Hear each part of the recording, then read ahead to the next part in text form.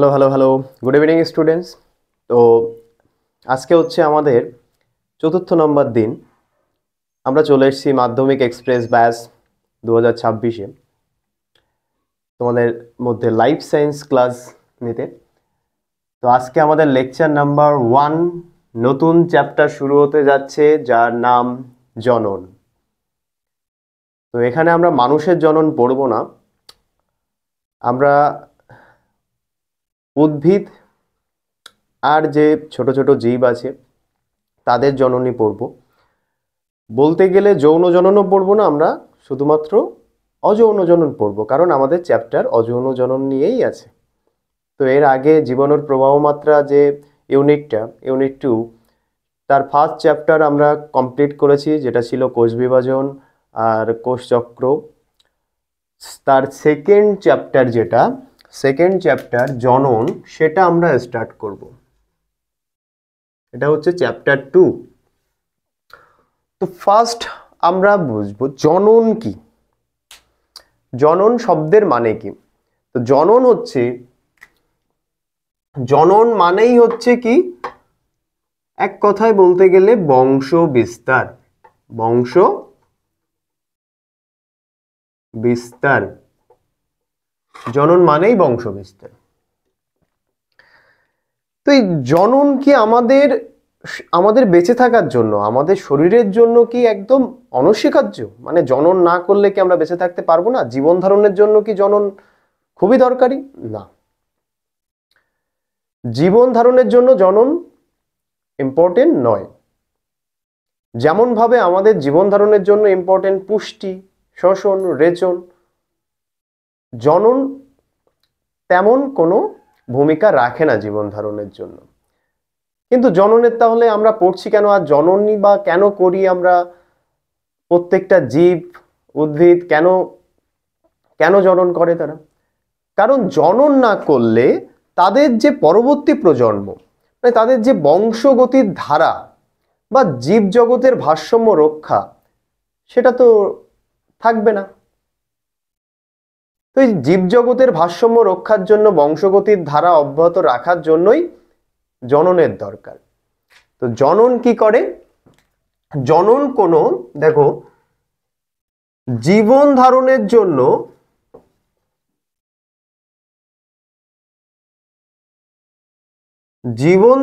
জন্য জনন অত্যাবশ্যকীয়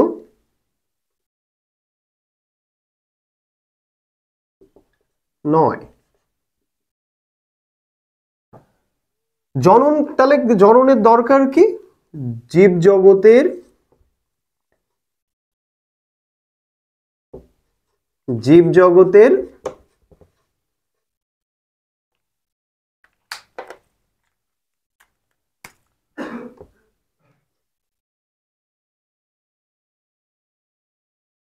ভারসাম্য বজায় রাখার জন্য।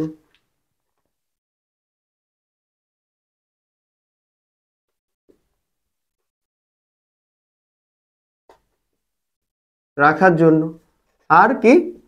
বংশগতির ধারা, বংশগতির ধারাকে অক্ষুণ্ণ রাখার জন্য, টিকিয়ে রাখার জন্য, বংশগতির ধারাকে অক্ষুণ্ণ রাখার জন্য।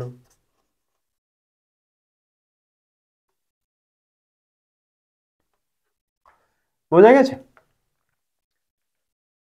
তো আমরা তাহলে জননের সংজ্ঞায় চলে আসি। জনন কাকে বলে?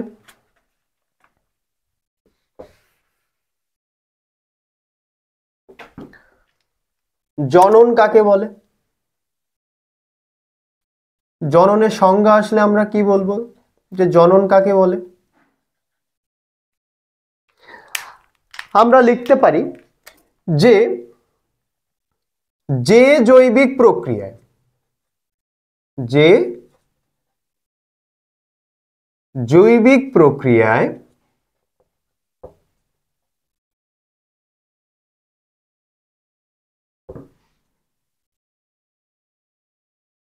জীব তার নিজ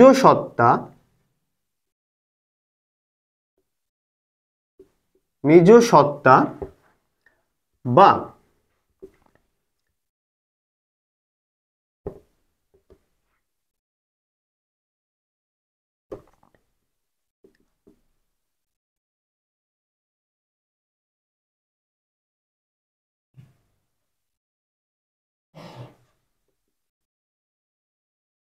সম আকৃতি বিশিষ্ট, নিজ সত্তা বা আকৃতি বিশিষ্ট।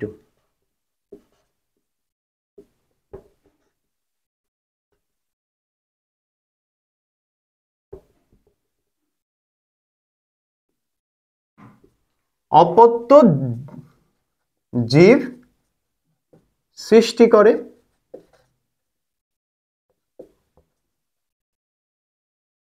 করে এবং সংখ্যা বৃদ্ধির দ্বারা, অবশ্যই জনন হলে সংখ্যা, জীবের সংখ্যা তো বৃদ্ধি পাবে, তাহলে সংখ্যা বৃদ্ধির দ্বারা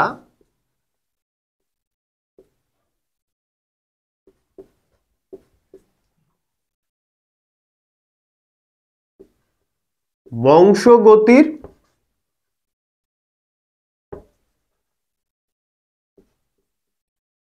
ধারাকে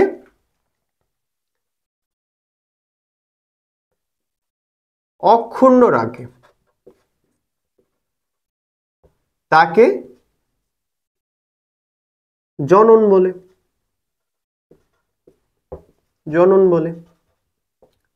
ঠিক আছে, তাহলে যে জৈবিক প্রক্রিয়ায় জীব তার নিজ সত্তা বা আকৃতি বিশিষ্ট অপত্য জীব সৃষ্টি করে এবং সংখ্যা বৃদ্ধির দ্বারা কি হচ্ছে, তার বংশগতির যে ধারা সেটাকে অক্ষুণ্ণ রাখছে, তাকে আমরা কি বলবো, জনন বলবো। মনে হচ্ছে আমার মার্কারের কালি শেষ হয়ে গেছে, দাঁড়াও 1 সেকেন্ড।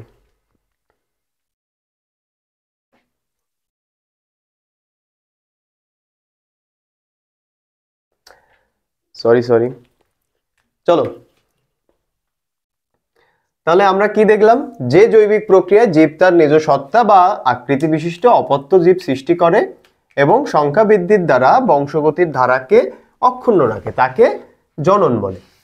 আচ্ছা, তো আমি প্রথমেই বললাম যে আমরা জনন যখন আমাদের জন্য সেই রকম ভাবে, মানে আমাদের বেঁচে থাকার জন্য অত্যাবশ্যকীয় নয়, তাহলে জননের প্রয়োজনীয়তা কি, কোথায় কোথায় জননের প্রয়োজনীয়তা আছে?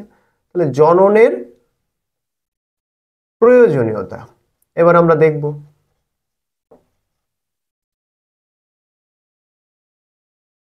জননের প্রয়োজনীয়তা, তো ফার্স্ট পয়েন্ট কি লিখবো আমরা? নাম্বার 1,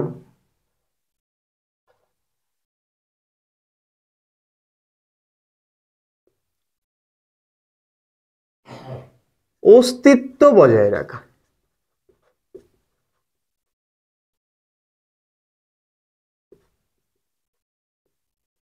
অস্তিত্ব বজায় রাখা কেন? তো জনন হয়, জননের মাধ্যমে জীবের সংখ্যা বৃদ্ধি হয়, অস্তিত্ব তো বজায় থাকে।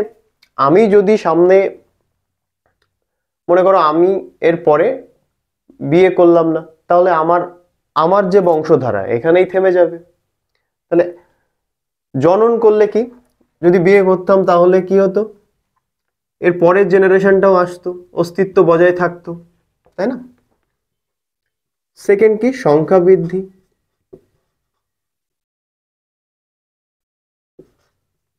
সংখ্যা বৃদ্ধি করা। 3 নম্বর কি,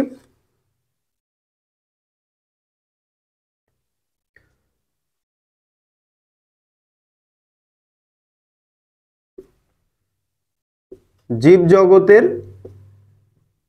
ভারসাম্য বজায় রাখা।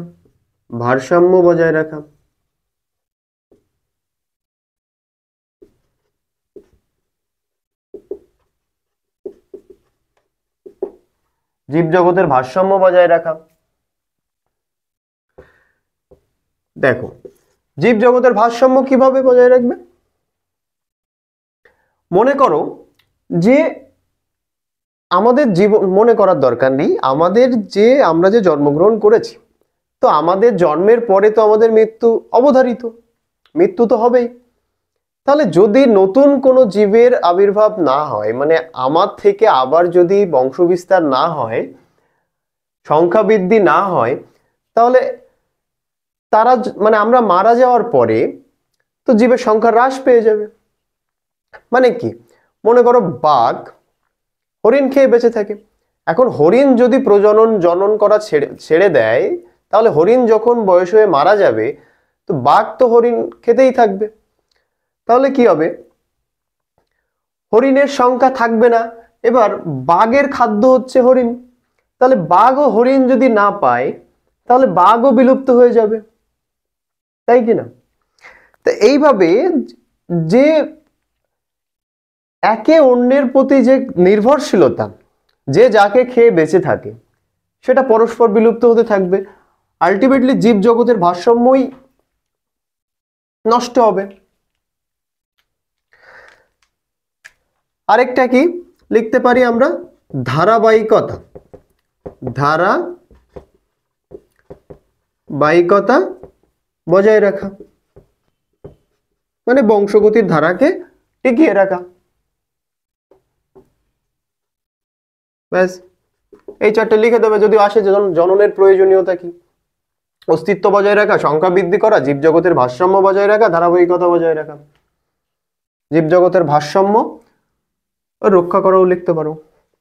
ব্যাস, এরপরে কি, এরপরে হচ্ছে দেখবো আমরা যে জনন কয় প্রকার। জননের প্রকারভেদ।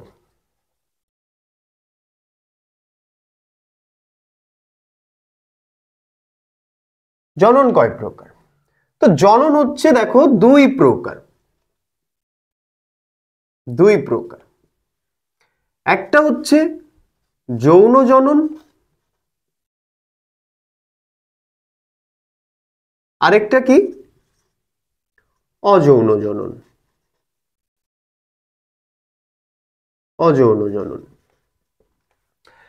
আমরা এই যে চ্যাপ্টারটা জনন পড়ছি, আমাদের মাধ্যমিকে জনন অধ্যায়ে যৌন জনন নিয়ে আলোচনা করেনি, আমাদের আলোচনা হয়েছে অযৌন জনন নিয়ে। তা এই চ্যাপ্টারটাই আমরা এরপরে কি পড়বো, অযৌন জনন নিয়েই পড়বো। জনন দুই প্রকার, যৌন জনন অযৌন জনন। আমরা কোনটা পড়বো? অযৌন জনন। আমরা যৌন জননটা কি, অযৌন জননটা কি, শুধু সংজ্ঞা পড়বো আর পার্থক্য পড়বো এদের মধ্যে। তা যৌন জনন কি, দেখো যৌন জনন করতে গেলে মানে কি, দুটি জীবের মিলন হতে হবে, দুটি জীবের বা দুটি গ্যামেটের মিলন, গ্যামেটের মিলন হতে হবে, তবে যৌন জনন হবে। তার মানে কি, এই যৌন জনন ঘটাতে গেলে আমাদের দুটো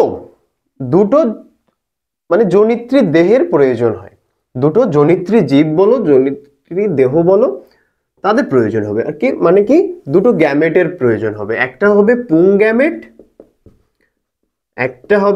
গ্যামেট, আরেকটা কি স্ত্রী গ্যামেট।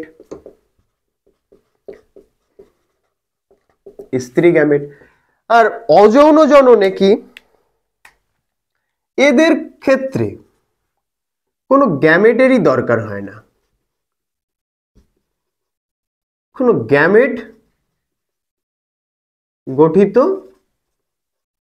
হয় না এদের ক্ষেত্রে কি হয়,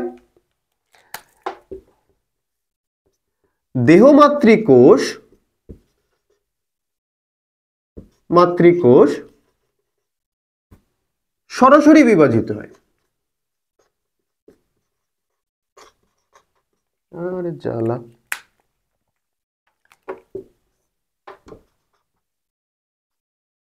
সরাসরি বিভাজিত হয়।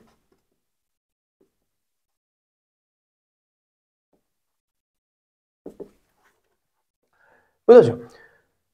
তো অযৌন জননে অ্যাকচুয়ালি কি হয় আমরা পড়েছিলাম, দেখো কোষ বিভাজন চ্যাপ্টারে অ্যামাইটোসিস কোষ বিভাজন যখন পড়েছিলাম যে অ্যামিবার দেহ কিভাবে বিভাজিত হয়ে যাচ্ছিল, এই সাইড দিয়ে সাইটোপ্লাজম আর নিউক্লিয়াস,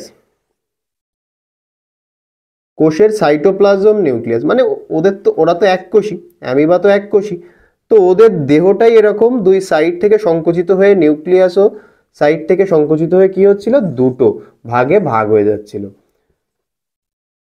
দুটো অপত্য জীব অ্যামিবা তৈরি হচ্ছিল। তাহলে এই যে মাতৃ অ্যামিবা এ কি হচ্ছে, অপত্য অ্যামিবা তৈরি হচ্ছিল। তো এইটা হচ্ছে অযৌন জনন। কি হয়েছে এখানে, বিভাজন ঘটেছে। কি হয়েছে, বিভাজন ঘটেছে। বিভাজন কি বিভাজন, তো দ্বিবিভাজন ঘটেছে। দেখো একটার থেকে দুটো হয়েছে দ্বিবিভাজন, মানে সরাসরি বিভাজিত হয়ে গেছে, দ্বিবিভাজন। তো অযৌন জননে মনে রাখবে কোনো গ্যামেট গঠিত হয় না, জনন করার জন্য একটি মাত্র মাতৃদেহেরই দরকার হয়। যৌন জননে গ্যামেট গঠিত হয়, জনন ঘটানোর জন্য সম্পন্ন করার জন্য দুটো মাতৃ দেহের দরকার হয় বা মাতৃ কোষের দরকার হয়। তো আমরা যৌন জনন নিয়ে বেশি যাব না, যৌন জনন নিয়ে বেশি বলবো না, আমরা অযৌন জনন নিয়েই তো পড়বো। তার আগে তোমাদের বুকে আছে কি, যৌন জনন আর অযৌন জননের মধ্যে পার্থক্য কি, যৌন জনন আর অযৌন জননের মধ্যে পার্থক্য আমরা এখন সেটা দেখব।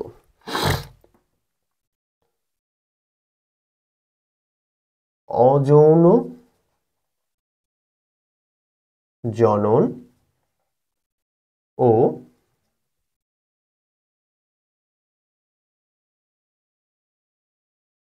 যৌন জননের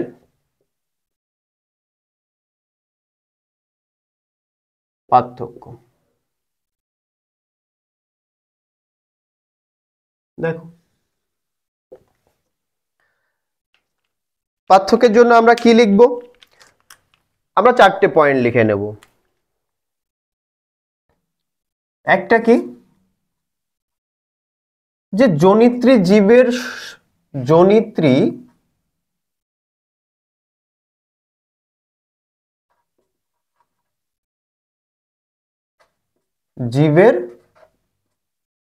সংখ্যা, এগুলো আসলে পয়েন্টের নাম লিখছি, যে জনিত্রী জীবের সংখ্যা অনুযায়ী আমরা একটা পার্থক্য করব যৌন জনন আর অযৌন জনন আর যৌন জননের মধ্যে। তা জনিত্রী জীবের সংখ্যা মানে অযৌন জননে জনিত্রী জীবের সংখ্যা কয়টা লাগে, বলেছি একটা, যৌন জননেও একটা। সেকেন্ড নাম্বার পয়েন্ট ওই একবারে লিখে দিই,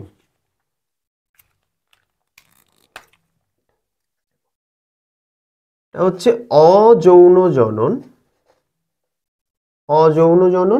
আরেকটা যৌন জনন লিখ, ঠিক আছে। তো জনিত্রী জীবের সংখ্যা অনুযায়ী কি অযৌন জননে কি একটি মাত্র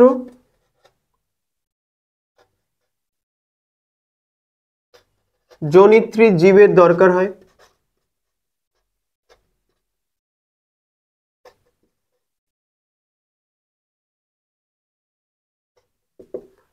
তাই তো। আর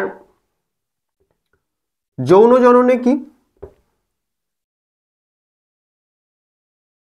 দুটি জনিত্রী জীবের দরকার হয়,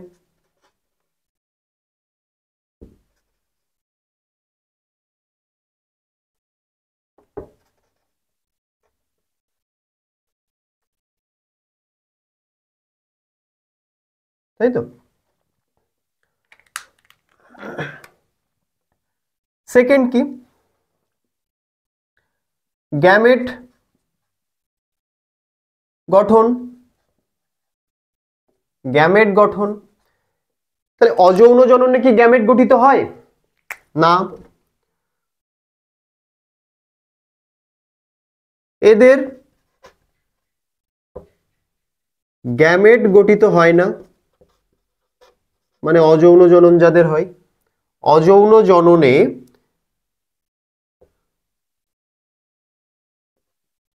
এই জননে গ্যামেট গঠিত হয় না। আর যৌন জননে কি গ্যামেট গঠিত হয়।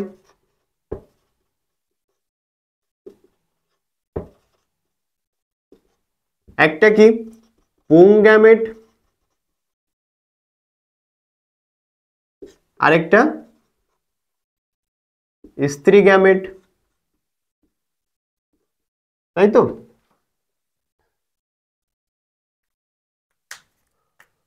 দেখো 3 নাম্বার পয়েন্ট আমরা কোনটা দেখব, যে বিভাজন তো হচ্ছে, কোষ বিভাজন তো হচ্ছে, তো মাইটোসিস না মিওসিস? তাহলে মাইটোসিস ও মিওসিস কোষ বিভাজনের উপর নির্ভরশীলতা, মাইটোসিস ও মিওসিসের উপর নির্ভরশীলতা।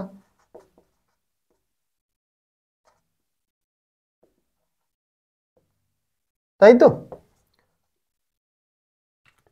তো অযৌন জননে কি হচ্ছে, দেহ মাতৃক সরাসরি বিভাজিত হচ্ছে, সরাসরি বিভাজিত হচ্ছে, গ্যামেট ফর্মেশন হচ্ছে না।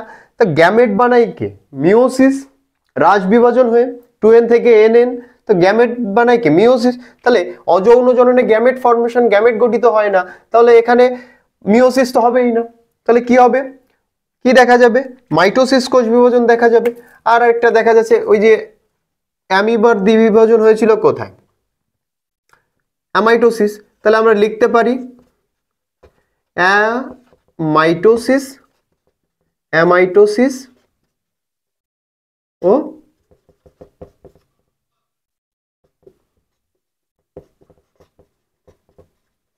মাইটোসিস ঘটে, মাইটোসিস কোষ বিভাজন দেখা যায়। আর এখানে কি লিখবো, এখানে কি লিখবো? প্রথমে হবে কি, প্রথমে মিওসিস ও পরে যখন, দেখো প্রথমে মিওসিস, গ্যামেট ফর্মেশনের সময় মিওসিস হবে, পরে যখন কি ওই গ্যামেট থেকে অপত্য কোষ, অপত্য জীব তৈরি হবে, তখন কি মাইটোসিস হবে, পরে মাইটোসিস, পরে মাইটোসিস ঘটে। প্রথমে মিওসিস পরে মাইটোসিস। 4 নাম্বার পয়েন্ট, 4 নাম্বার আমরা কি দেখব, কি হিসেবে পার্থক্য করব? জনিত্রী জীবের, জনিত্রী জনুর বা জীবের জনিত্রী জনুর আকৃতি, আকৃতি, জনিত্রী জনুর আকৃতি। দেখো অ্যামাইটোসিস মাইটোসিস কি হয়, একদম সদৃশ বিভাজন বলে না মাইটোসিসকে, মাইটোসিসকে সদৃশ বিভাজন বলে না।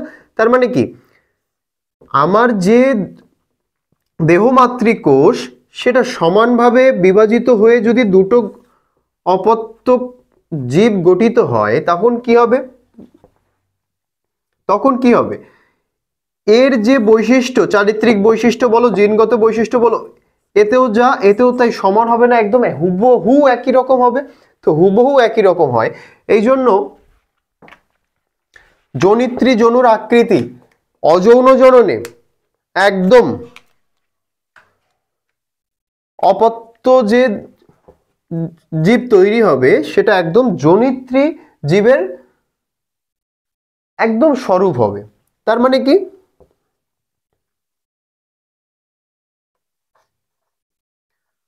জনিত্রী জীবের অনুরূপ হয়, অনুরূপ হয়, হুবহু সদৃশ। অপত্য জীব। আর ইসে যৌন জননে কি হবে? যৌন জননে কি হবে? পুং গ্যামেট আসছে, স্ত্রী গ্যামেট আসছে, পুং গ্যামেট আসছে, পুং গ্যামেট আসছে, স্ত্রী গ্যামেট আসছে। তাহলে দুটো আলাদা আলাদা জীবের থেকে যখন আসবে তখন এর কিছু বৈশিষ্ট্য এর কিছু বৈশিষ্ট্য আসবে, তো স্বাভাবিক কারোর বৈশিষ্ট্য অপত্য দিয়ে বেশি থাকবে, কারোর বৈশিষ্ট্য কম থাকবে, কিন্তু হুবহু একই রকম হবে না। তার মানে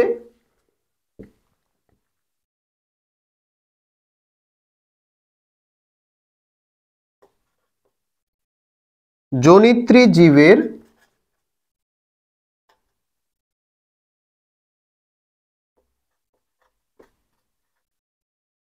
পুরোপুরি অনুরূপ হয় না।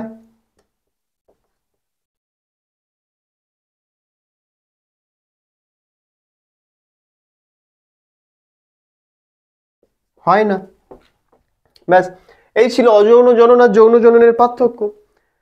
এরপরে আমরা বললাম তো যে আমরা যৌন জনন নিয়ে পড়বো না, কারণ আমাদের বইয়ে আমাদের অধ্যায়ে যৌন জনন সম্বন্ধে নেই। আমাদের কার সম্পর্কে আছে? অযৌন জননের সম্পর্কে।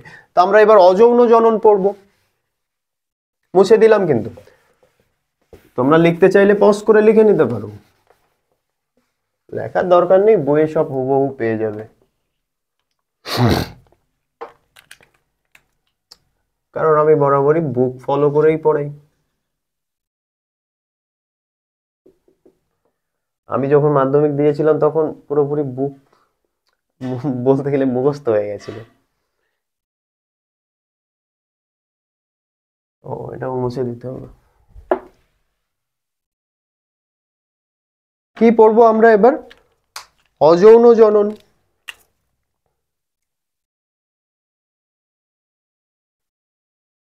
অযৌন জনন পড়বো, তাই তো? তো অযৌন জনন আমি তো সব এর আগে বলে দিয়েছি। তারপরে যদি সংজ্ঞা আসে যে অযৌন জনন কাকে কাকে বলে, তাহলে আমরা লিখতে পারবো যে যে জনন প্রক্রিয়ায়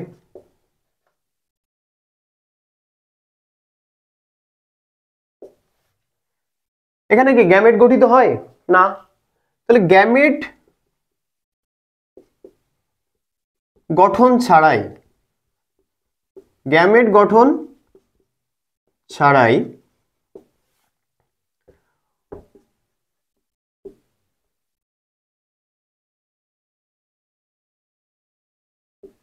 দেহমাতৃকোষ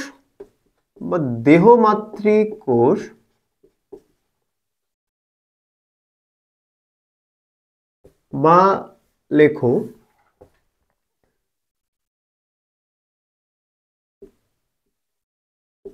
জনিত্রী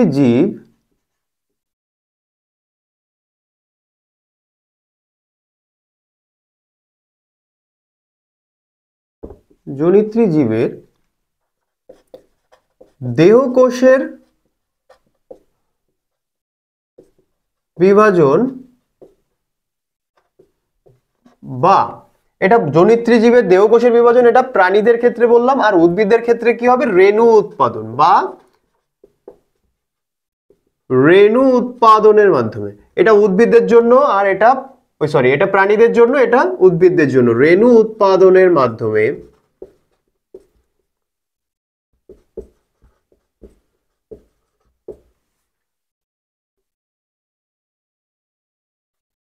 সরাসরি কি হচ্ছে?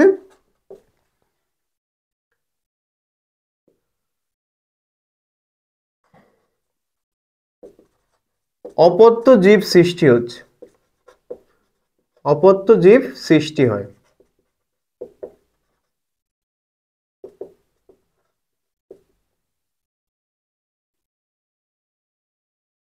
সেই জনন প্রক্রিয়াকে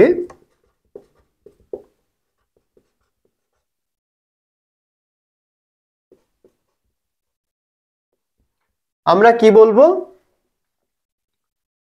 অযৌন জনন বলবো, অযৌন জনন বলে, তাই তো? দেখো এবার এই অযৌন জননের কিছু প্রকারভেদ আছে, মানে অযৌন জনন অনেক ভাবে, যে যারা যারা যে সমস্ত জীবেরা অযৌন জনন পদ্ধতিতে তাদের বংশ বিস্তার করে, হ্যাঁ, তাদের সংখ্যা বাড়ায়, তারা অনেক পদ্ধতি অবলম্বন করে। সেই পদ্ধতিগুলো কি? সেই পদ্ধতি, যে পদ্ধতি অবলম্বন করে সেই পদ্ধতি অনুযায়ী অযৌন জননকে আবার কয়েক ভাগে ভাগ করেছে। তো সেই ভাগগুলো আমরা দেখব। দেখো,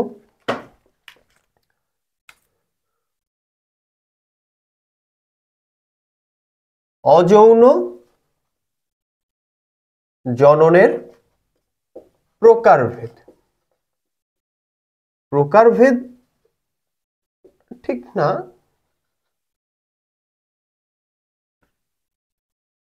মানে পদ্ধতি আর কি।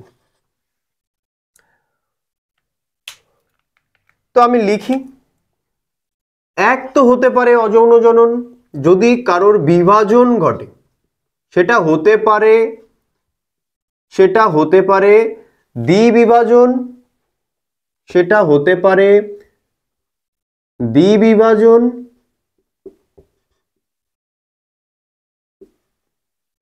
বা সেটা হতে পারে বহু বিভাজন। এগুলো আমরা ডিটেলসে একটুখানি পড়বো, উদাহরণও দেখবো পরে। যে এক তো বিভাজন পদ্ধতি, তো সেখানে দ্বিবিভাজনও হয় কিছু কিছু, আর বহু বিভাজনও হয় কিছু কিছু জীবের দেহে। আরেকটা কিভাবে অযৌন জনন হয়, আরেকটা পদ্ধতি কোরকোদ্গম, মানে কোরক উৎপাদনের মাধ্যমে। মনে করো এই যে দেহ, এখানে হঠাৎ করে একটা এরকম কোরকের মতো তৈরি হয়েছে, মানে বর্ধিত একটা দেহ অংশ। তো পরবর্তীতে কি হয়, এখান থেকে এই যে এই অংশটাকে কোরক বলে, তা এটার থেকে এটা পৃথক হয়ে যায় আলাদা আরেকটা অপত্য জীব তৈরি হয়। তাহলে দেখো, এই যে কোরক থেকে যে বিভাজন হচ্ছে, এটা অযৌন জনন, তো নতুন একটা জীবের গঠন হচ্ছে, তাই এটাকে বলছে কোরকোদ্গম।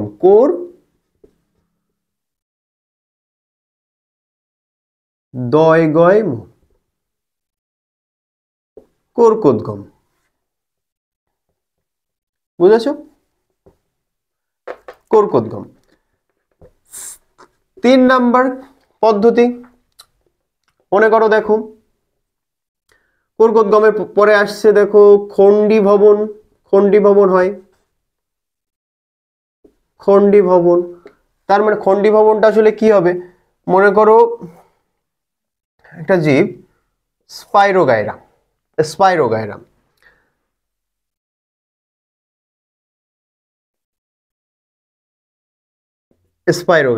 তো তার দেহে যখন হঠাৎ বাইরের থেকে কোনো জায়গায় যখন আঘাতপ্রাপ্ত হবে, ও আঘাতপ্রাপ্ত স্থান থেকে ভেঙে গেলে, মনে করো এখান থেকে ভেঙে গেছে, তো এখান থেকে ভেঙে গেলে ও এটা নিয়ে আলাদা একটা অপত্য স্পাইরোগাইরা, এখান থেকে আলাদা একটা অপত্য স্পাইরোগাইরা দুটো ও তৈরি করতে পারে। তাহলে এটাও হচ্ছে কি, এটাকে কি বলবো, খণ্ডীভবন, খণ্ড খণ্ড হয়ে যাচ্ছে ভেঙে, তো সেখান থেকে অপত্য জীবের সৃষ্টি হচ্ছে, এটাও অযৌন জননের মধ্যে পড়ে। তাহলে আমরা লিখেছি খণ্ডীভবন। 4র্থ নাম্বার পয়েন্ট কি লিখবো, 4র্থ নাম্বার আর লেখা যেতে পারে রেণু উৎপাদন। আরেকটা কি আমরা লিখতে পারি পুনরুৎপাদন।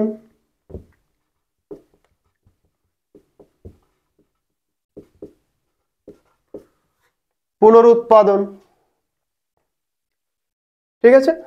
তো এই যে বিভাজন, কোরকোদ্গম, খণ্ডীভবন, রেণু উৎপাদন, পুনরুৎপাদন, এইগুলো আমরা এবার ডিটেলসে এক এক করে দেখব, যে কারা বিভাজনে অংশ নেয়, কারা বিভাজনের মাধ্যমে অযৌন জনন করে, মানে দ্বিবিভাজন, বহু বিভাজন, কারা কোরকোদ্গমের মাধ্যমে তাদের জনন প্রক্রিয়া, অযৌন জনন প্রক্রিয়া সম্পন্ন করে, কারা খণ্ডীভবনের মাধ্যমে তাদের অযৌন জনন প্রক্রিয়া সম্পন্ন করে, কারা রেণু উৎপাদন পদ্ধতির মাধ্যমে তাদের অযৌন জনন সম্পন্ন করে, আর কারা পুনরুৎপাদন পদ্ধতির মাধ্যমে তাদের অযৌন জনন সম্পন্ন করে।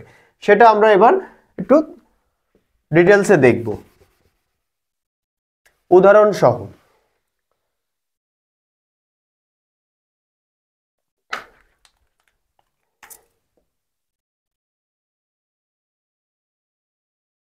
প্রথমে আমরা কি পড়লাম? বিভাজন পড়লাম না?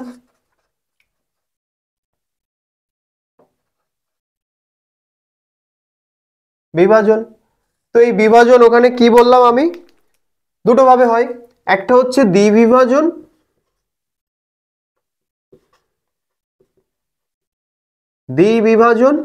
আরেকটা কি বহু বিভাজন।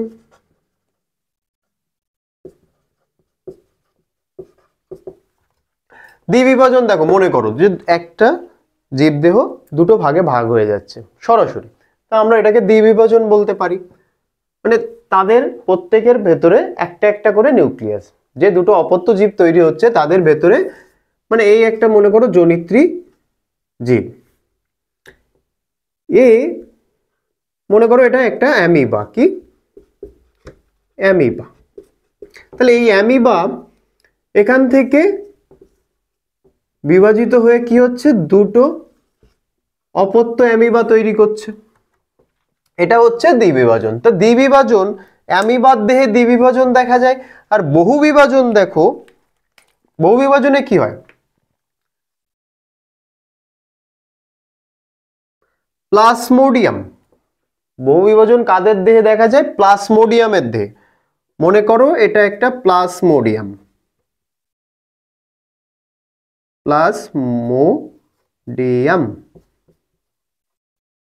প্লাজমোডিয়াম। তো এই যে প্লাজমোডিয়ামের ভেতরে নিউক্লিয়াস আছে একটা। প্লাজমোডিয়ামের বহু বিভাজন তখনই ঘটে যখন প্লাজমোডিয়ামের একটা দশা আছে, সাইজন্ড দশা,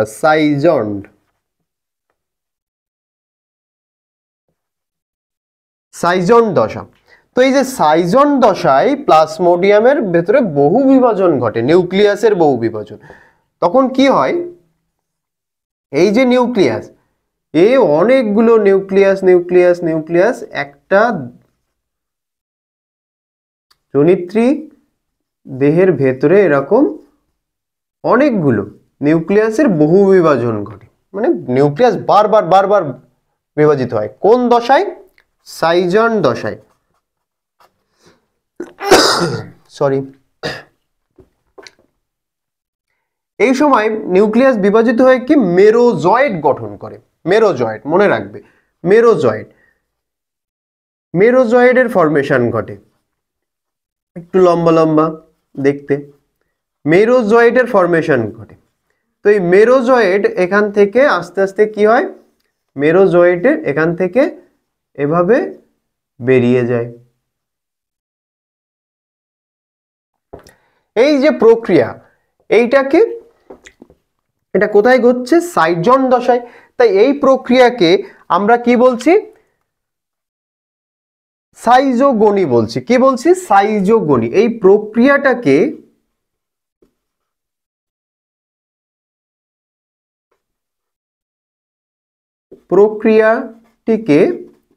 কি বলছি? সাইজোগনি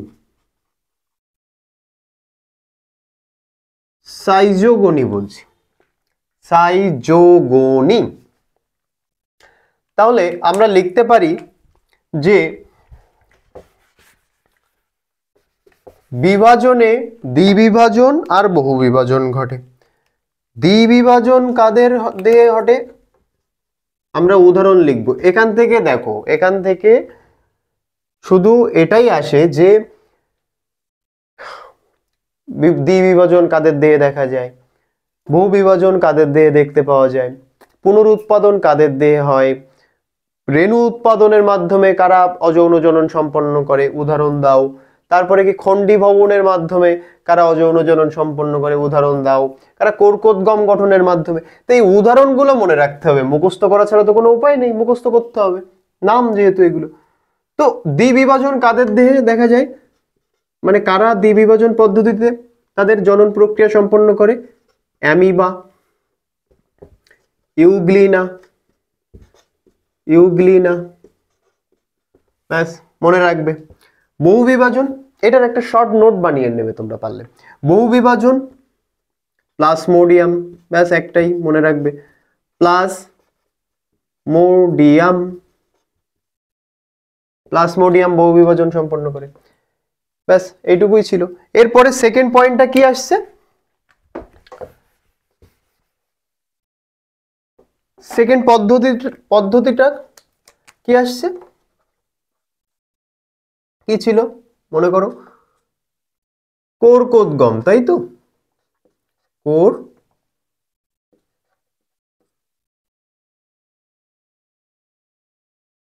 কোরকোদ্গম।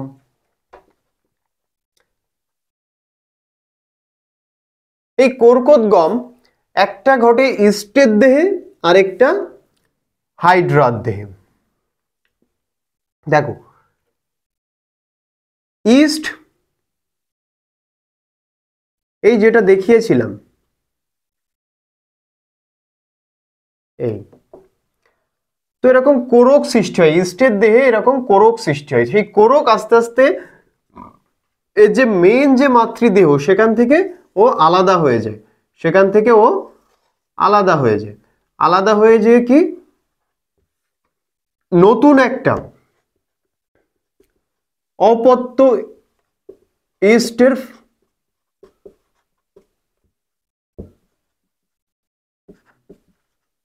গঠন হয়। তাহলে এই যে কোরক উৎপাদনের মাধ্যমে যে যৌন জনন সম্পন্ন করে যারা, তাদের যে জনন পদ্ধতি, তাদেরকে কি বলবো? কোরকোদ্গম। তো কোরকোদ্গমে আরেকটা আছে হাইড্রা। মনে করো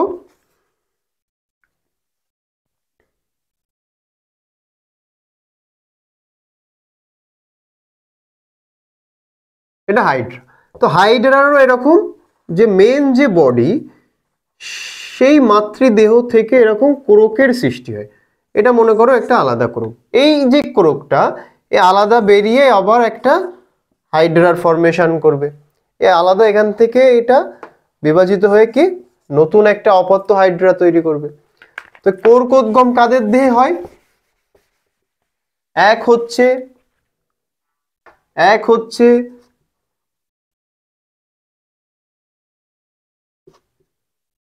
ইস্টের দেহে,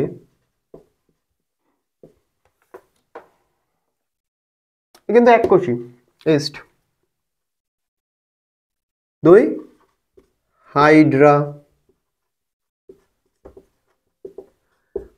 হাইড্রার দেহে। প্রশ্ন এখান থেকে এমনও আসতে পারে যে হাইড্রার দেহে কি তৈরির মাধ্যমে জনন সম্পন্ন হয়? তো দুইজনেরই ক্ষেত্রে হাইড্রা বলো আর ইস্ট বলো, দুইজনই তো কোরকোদ্গম পদ্ধতি অবলম্বন করে। তাই এদের দেহে কোরক সৃষ্টির মাধ্যমে, কোরক গঠনের মাধ্যমে জনন সম্পন্ন হয়। কোরক গঠনের মাধ্যমে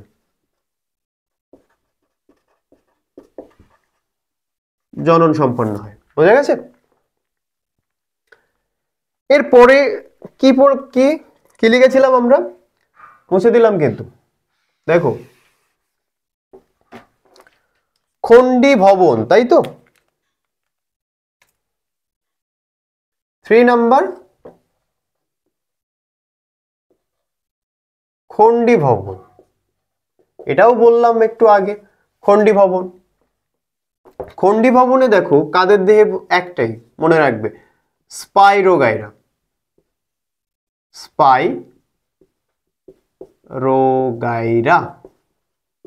স্পাইরোগাইরার দেহে। এই উদাহরণটা মনে রাখবে। খন্ডি ভবন কাদের দেহে দেখা যায়? স্পাইরোগাইরা। তো স্পাইরোগাইরা দেখো এরকম একটা ফিলামেন্ট। স্পাইরোগাইরা মনে করো যখন স্পাইরোগাইরা বাইরের থেকে আঘাতপ্রাপ্ত হয়, আঘাতপ্রাপ্ত স্থান বিভাজিত হয়ে যায়, খণ্ডীভূত হয়ে যায়, খণ্ডীভূত। আঘাতপ্রাপ্ত স্থান খণ্ডীভূত হয়ে যায় এবং দুটো নতুন স্পাইরোগাইরা, দুটো নতুন অপত্য স্পাইরোগাইরার গঠন হয়। তাই এদের বিভাজন এদের জনন পদ্ধতিকে আমরা কি বলছি? খণ্ডী ভবন। এরপরে কি? নাম্বার 4। নাম্বার 4টাতে মনে রাখার জন্য অনেক কিছুই আছে। নাম্বার 4টাকে দেখো একটু স্টার দিয়ে রাখবে, এটা একটু ভালো করে পড়বে আর ভালো করে খেয়াল করো। রেণু উৎপাদন, তাই তো? এই তো বলেছিলাম রেণু উৎপাদন।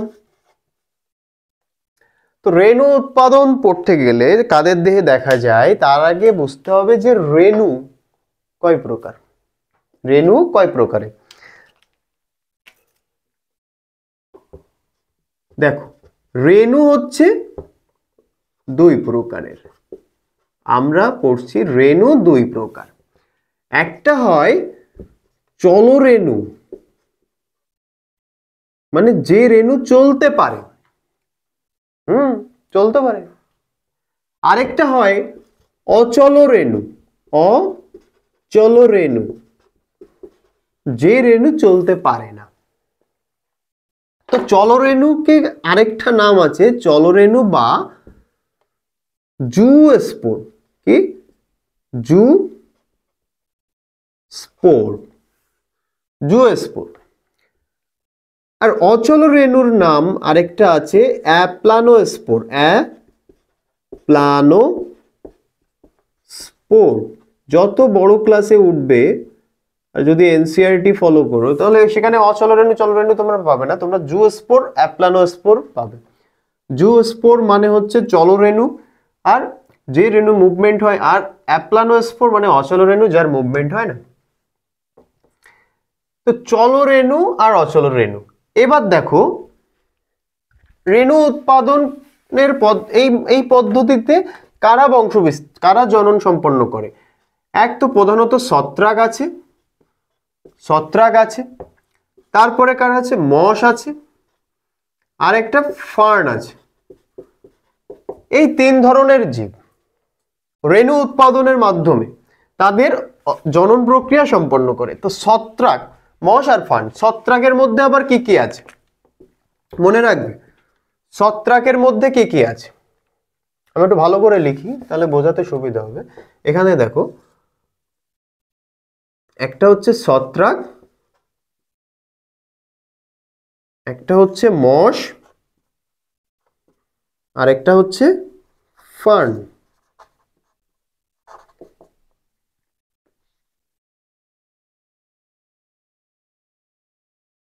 মশ আর ফার্ন।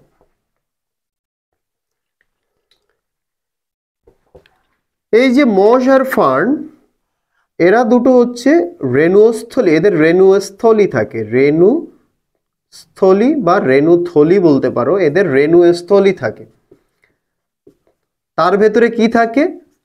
রেণু থাকে। সেই রেণু তৈরির মাধ্যমে এরা তাদের যৌন জনন সম্পন্ন করে। কিভাবে? মনে করো ফার্ন দেখেছো এরকম পাতা, ভেতরে এরকম ডট ডট ডট ডট দেখবে। পাতার উপরে এক ধরনের গাছ আছে, পুরাতন বিল্ডিং এ দেখা যায়, পুরাতন বাড়িতে। এই পাতার উপরে এরকম ব্রাউন কালারের স্পট দেখা যায়। সেই স্পট অ্যাকচুয়ালি কিছু না, এটা ফার্নের পাতা। তার ভেতরে এই যে ব্রাউন কালারের, মনে করো এগুলো ব্রাউন কালারের স্পট, দাঁড়াও ব্রাউনই করে দিই।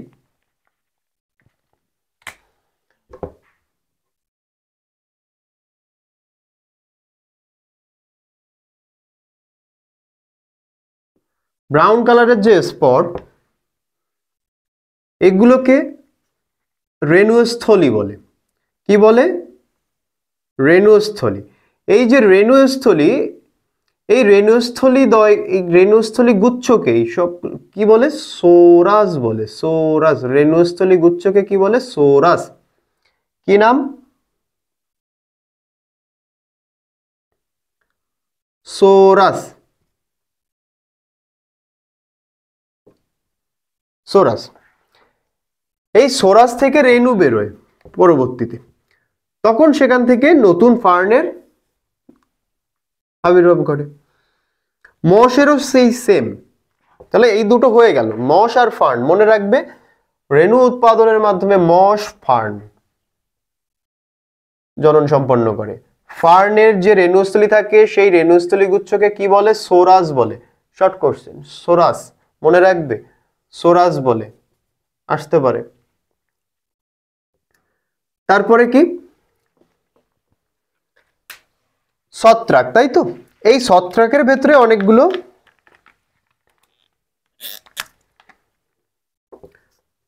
একটা হচ্ছে কি মিউকার আছে,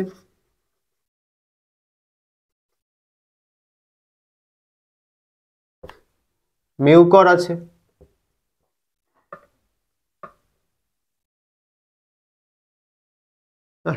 দাগ পড়ে না কেন?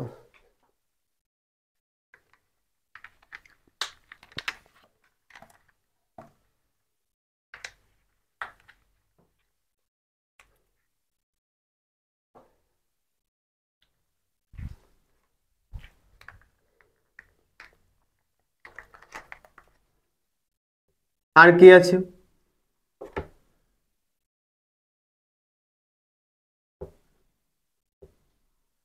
রাইজোপাস আছে, রাইজোপাস, মিউকার, রাইজোপাস। সেকেন্ড কি আছে? আরো কি আছে ছত্রাকের মধ্যে? ফাইটোপথোরা আছে, ফাইটোপথোরা,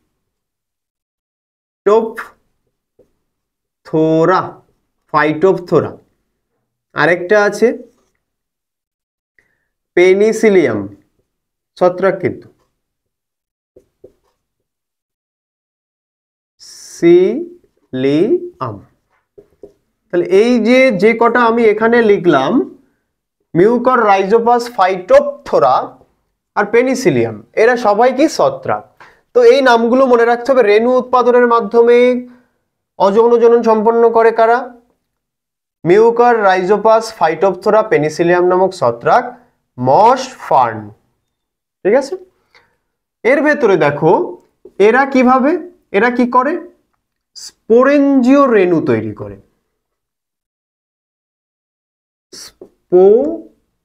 স্পোরেঞ্জিও রেণু, স্পোরেঞ্জিও রেণু তৈরি করে। এই যে মিউকর আর রাইজোপাস, মিউকর আর রাইজোপাস এরা হচ্ছে সেই অচল রেণু, মানে অ্যাপ্লানোস্পোর। এরা কি?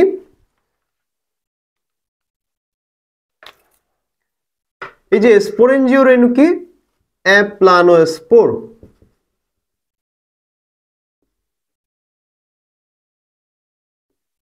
মানে এরা অচল রেণু।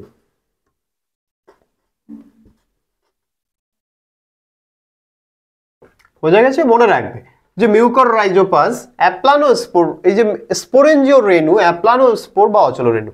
আর ফাইটোপথোরাতে কি হচ্ছে? ফাইটোপথোরাতে হচ্ছে জুস্পোর দেখা যায়, জুস্পোর গঠন হয়, জুস্পোর। তো এই জুস্পোর হচ্ছে কি? চলরেণু। কি? চলরেণু। তাহলে চলরেণু বা জুস্পোর কোথায় দেখা যায়? ফাইটোপথোরাতে। আর মিউকাস, রাইজোপাসে কি? অ্যাপ্লানোস্পোর বা অচল রেণু, মানে স্পোরেঞ্জিও রেণু, যেটা হচ্ছে অ্যাপ্লানোস্পোর। পেনিসিলিয়াম এরা কি গঠন করে?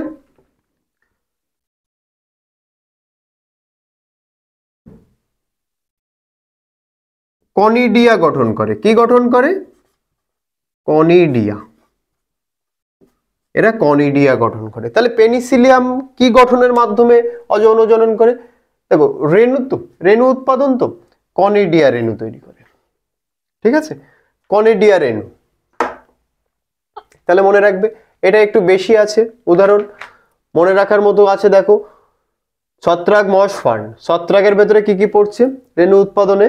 ছত্রাকের ভেতরে পড়ছে মিউকর, রাইজোপাস, তারপরে আছে ফাইটোপথোরা, দেন আছে কি পেনিসিলিয়াম। পেনিসিলিয়াম কনিডিয়ার ফর্মেশন, কনিডিয়ার মাধ্যমে, ফাইটোপথোরা জুস্পোর গঠনের মাধ্যমে, মিউকর, রাইজোপাস হচ্ছে অ্যাপ্লানোস্পোর মানে স্পোরেঞ্জিও রেণু, মানে অ্যাপ্লানোস্পোর বা অচল রেণুর মাধ্যমে। ফার্নের যে রেণুস্থলী গুচ্ছকে কি বলে? সোরাস বলে রেণুস্থলী গুচ্ছ। থাকে তাকে সোরাস বলে। ব্যাস, লাস্ট আমরা কি পড়বো? লাস্ট আমরা পড়বো হচ্ছে 5 নাম্বার পুনরুৎপাদন। কি 5 নাম্বার কি? পুনরুৎপাদন।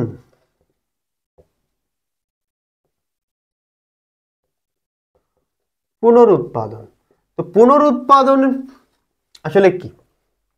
জীবের একটা দেহ অংশ, ঠিক আছে, মনে করো এখান থেকে কাট লাগলো, কেটে গেল। তো এই যে কেটে গেল, এই কাটা অংশ আবার কি হবে? এদিকে সরে আসবে, এদিকে এসে কি করছে? আবার লেজ বানিয়ে নিচ্ছে। আর এদিকে গিয়ে কি হবে? এখান থেকে সরে গিয়ে কি করছে? এর সামনের পার্টটা নিয়ে লেজ তো থাকছে, সামনের পার্ট আবার গঠিত করে নিচ্ছে। মানে সম্পূর্ণ দেহ যেখান থেকে কেটে যাবে না কেন, সেই দেহ ওরা আবার পুনরুৎপাদনের মাধ্যমে পুনরায় নতুন দেহ তৈরি করে নেয়। এইটাকে বলছে পুনরুৎপাদনের মাধ্যমে জনন। মানে কি হচ্ছে? একটা টিকটিকে ছিল মনে করো, আরে টিকটিকি,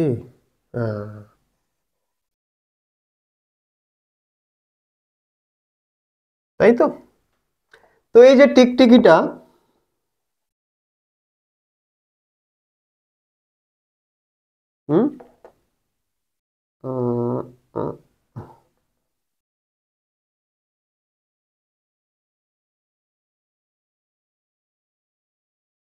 এই যে টিকটিকি আমাদের দেখবে ধরলেই, ওদের ধরতে গেলেই লেজ কেটে যায়। তো লেজ কেটে গেছে, এখন এর লেজ কেটে গেছে, সেই লেজটা এই, ঠিক আছে। ছিল কটা? একটা টিকটিকি। ভালো করে দেখো, একটা টিকটিকি ছিল, সেই একটা টিকটিকি থেকে এর লেজ তো আবার গঠন করে নিয়েছে। আর এর এই যে লেজ, কাটা লেজ, এখান থেকেও আবার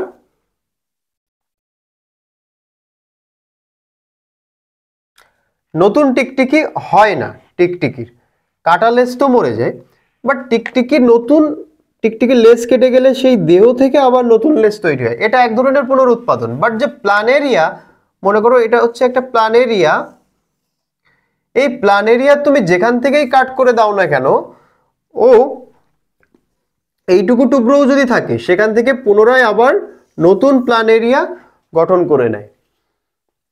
তো পুনরুৎপাদন কি? জীবের কাটা অংশ থেকে, খণ্ডিত অংশ, কাটা অংশ থেকে নতুন জীবের সৃষ্টি হওয়া, এটাই হচ্ছে পুনরুৎপাদন। পুনরুৎপাদন কাদের দেহে দেখা যায়? আমরা উদাহরণ পড়ব। একটা হচ্ছে প্ল্যানেরিয়া,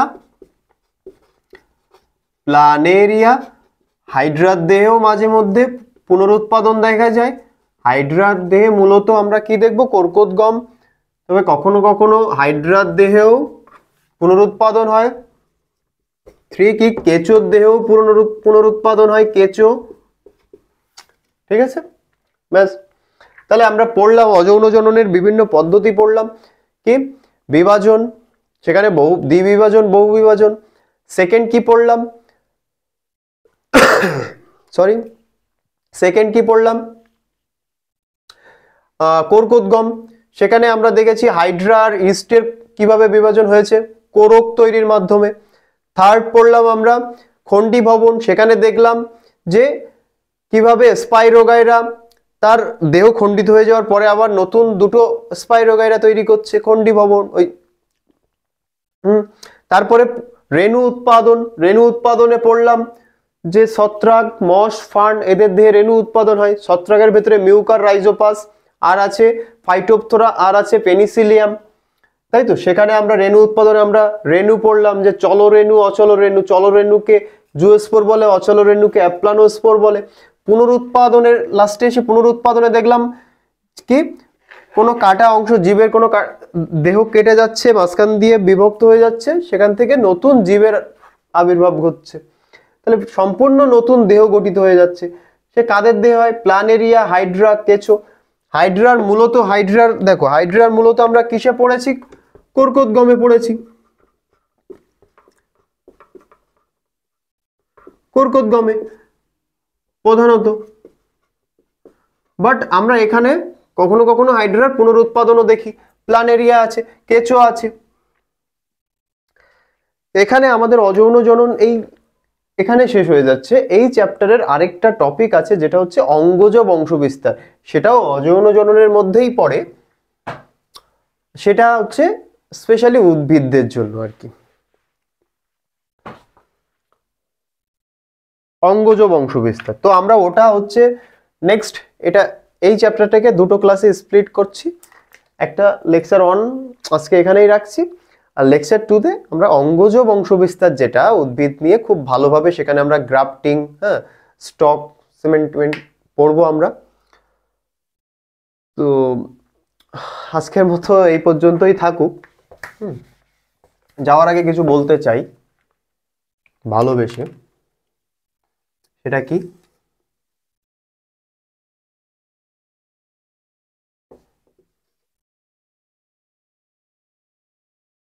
থ্যাংক ইউ। দেখো ইমোজি আমি আঁকতে পারি না, ঠিক আছে? তো দেখা হচ্ছে পরের ক্লাসে, লেকচার 2 জনন চ্যাপ্টারের সেকেন্ড পার্ট কি থাকবে? অঙ্গজ বংশবিস্তার। অঙ্গজ